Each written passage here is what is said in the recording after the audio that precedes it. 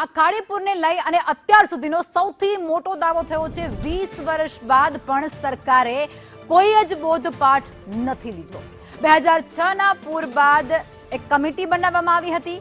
ન્યાયમૂર્તિ સુગનાબેન ભટ્ટ કમિટીની રચના કરવામાં આવી હતી અને આ કમિટીની ભલામણોનો અમલ નથી થયો તેવો દાવો થયો છે। 20 વર્ષ બાદ પણ સુરતમાં ખાડીપુરની સ્થિતિ એ યથાવત છે।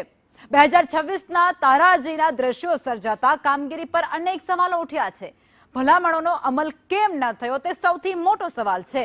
દરેક પૂરના અંતે સર્વે કરાશે કે પછી જવાબદારોને સજા મળશે તેવું રટણ તો કરી દેવામાં આવે છે, પણ શીખ ક્યારે મેળવવામાં આવશે, એનો અમલ ક્યારે થશે એ સૌથી મોટો સવાલ છે। 20 વર્ષ વીત્યા છતાં પણ કોઈ બોધપાઠ મનપા નથી લેતું। વહીવટી નિષ્ફળતા માટે આખરે કોણ જવાબદાર છે તે સૌથી મોટો સવાલ છે, કારણ કે આ નિષ્ફળતાને કારણે અત્યારે સુરતની પ્રજા એ બેહાલ બની ગઈ છે।